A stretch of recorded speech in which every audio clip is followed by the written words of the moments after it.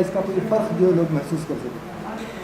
देखिए, इस वक्त ये कोविड की सेकेंड वेव चल रही है और पिछले 1.5 महीनों में से जितने मेरे अक़रबा, मेरे दोस्त, मेरे बिज़नेस पार्टनर्स, मेरे ऑडिटर, मेरे जमाती साथियाँ जो गुज़र गए हैं, बहुत ही दुख होता है और दिल करता है कि इन लोगों को कैसे बचाया जाए। व्हाट वेंट रॉन्ग, क्यों लोग जा रहे हैं।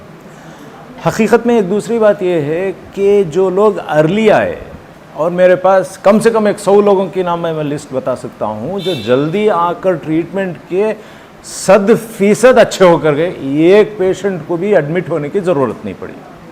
तो इसका क्या गुट है, क्या सीक्रेट है कि कुछ लोग ऐसा सफ़र कर रहे हैं और दूसरे लोग 80 साल वाले, 80 पर 7 साल वाले कोरोना से अच्छे होकर गए हैं।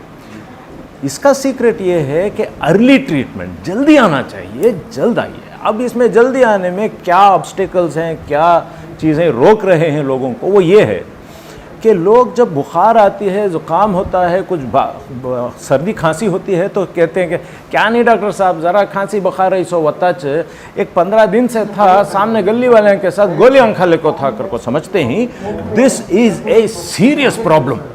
ज़रूरत इस बात की है कि एवरीबडी, एवरी सर्दी बुखाम is a covid until proved otherwise.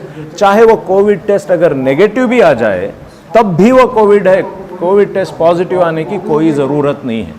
जो 3 से 5 दिन अगर हो गए, खांसी लग रही है, वो नहीं हो रही है, तो फ़ौरन कोविड डॉक्टर के पास पहुँचें। ये नहीं कि डॉक्सीसाइक्लिन ले लें, एजिथ्रोमाइसिन ले लें, आइवरमेक्टिन ले लें, ये ले लें, वो ले लें, सब बेकार हैं। कोविड में होता यह है कि ऐसे बैठे रहते हैं, फिर ऑक्सीजन गिरता है, वो एक मशीन लगा लेते हैं और फिर जैसे कम होता है तो एक ऑक्सीजन सिलेंडर ला के रख लेते हैं। देखिए, ये कोई ट्रीटमेंट नहीं है, ऑक्सीजन कोई ट्रीटमेंट नहीं है। उसको ज़रूरत है कि एक डेक्सामेथासोन बोल के एक गोली है, दवा है, और एक वाइसोलोन बोल के दवा है, एक ब्लड थिनर बोल के दवा है, बहुत सस्ते हैं, वो ले लीजिए, अच्छे हो जाएंगे।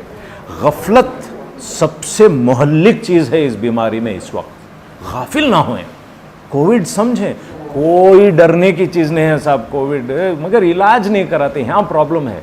जब इलाज नहीं कराएंगे तो क्या होगा इंसानों को।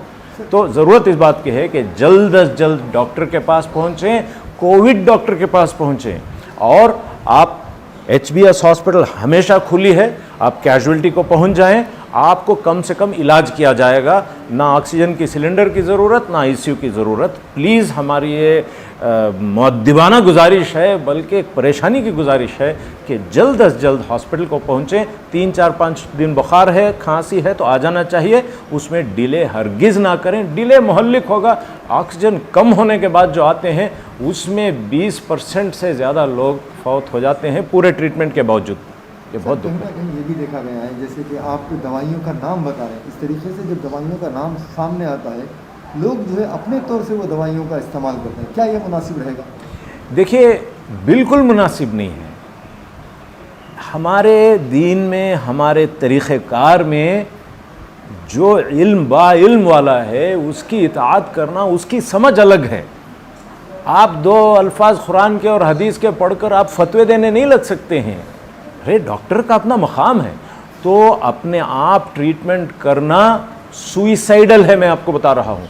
खुद के लिए नहीं, घर वालों के लिए परेशानी का बाइस बन जाता है। अपने आप डॉक्टर ना बने, व्हाट्सएप के ज़रिए डॉक्टर ना बने, गूगल में देखकर डॉक्टर ना बने, सही डॉक्टर के पास पहुँचे। भाई उसकी ज़िंदगी भी तो चलनी चाहिए। आप ही डॉक्टर बन जाएं तो डॉक्टर क्या करेगा, फिर बेकार हो जाएगा। ऐसा ना करें, गलत चीज़ है और अल्लाह ताला के पास जवाबदेह होंगे अगर आप ऐसे काम करेंगे तो। सर, जिस तरह से थर्ड वेव के बारे में बार बार जिक्र आ रही है, इसके ऊपर क्या कहना चाहते हैं? देखिए, ये बीमारी है ही ऐसी कि वेव पर वेव आते रहेंगे इस पैंडमिक में, और इसको अगर हमको रोकना चाहिए तो वैक्सीनेशन के बग़ैर ये वेव्स रुकने वाले नहीं हैं।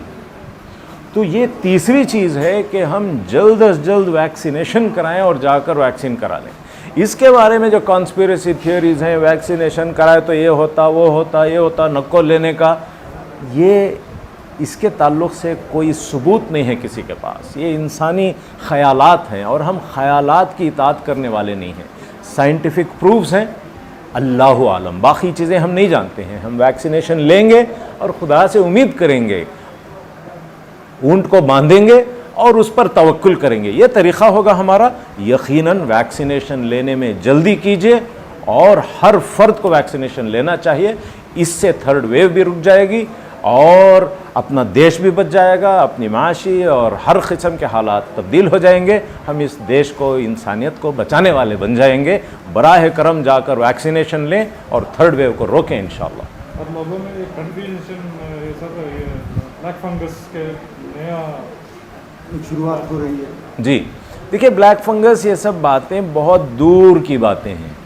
वैक्सीनेशन लो, डॉक्टर के पास ट्रीटमेंट कराओ और पूरे बेंगलुरु में 50 कैसा आंखों है तो बहुत उत्तच और उस हाँ, बहुत रेयर चीज़ है ये है, मगर इतनी रेयर है कि 50 भी आ जाए तो बड़ी परेशानी होती है। बहुत ही मुहल्लिक और ख़तरनाक बीमारी है। आंख निकाल देते हैं, कान का पूरा ऊपर का जबड़ा निकाल देते हैं और बहुत ही डरावनी बीमारी है वो, मगर it is a rare thing. Doctors will take care of it. आप परेशान होने की कोई ज़रूरत नहीं है उसमें। ये एक मेडिकल अजूबा है वो, उसको हम टेक केयर कर लेते हैं। इसकी कोई परेशानी जी, उसकी अलामत ये है कि वो नाक में बूजी आ जाती है, फंगस जिसे बोलते हैं। जैसा ब्रेड पे रखे तो बूजी आती है ना, वो सेम म्यूकर बूजी है, वो फंगस है जो नाक में ग्रो हो जाती है। अब वो नाक में ग्रो होकर अग्रेसिव हो जाती है तो नाक लाल हो जाती है, अंदर साइनस में घुस जाता है, आंख ऐसा फूक जाती है और लालागी आ जाती है और कालापन शुरू हो जाता है, रेड होकर ब्लैक निकलने को लग जाता है, दिखने को लग जाता है। ये उसकी अलामत है।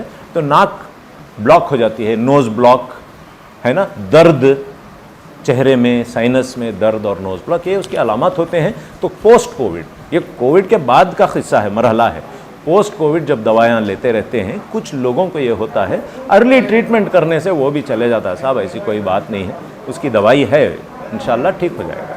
और आपका आर्टिकल देखा था, 100 बेडों के लिए कुछ सजेशन दे रहे थे, कुछ इसके बारे में कहते हैं?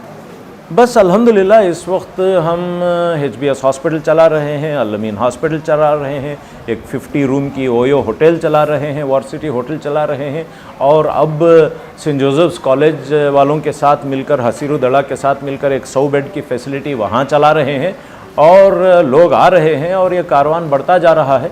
ये अल्लाह का फ़ज़ल है और महज उसका शुक्र है कि ये बात बहुत अच्छी बनती जा रही है। और इस वक्त ज़रा वेव भी सेटल हो रहा है and we are doing very very good service to people इंशाल्लाह। What is the ratio of COVID now, present situation? See, I think it is about 30-40% lower than its peak. Now more people are coming for ICU, ordinary people are not coming too much. So there are some empty beds available here and there. It has significantly come down. I will not be able to tell you exactly what percentage has come down. So, Thank you. you're welcome. Assalamu alaikum.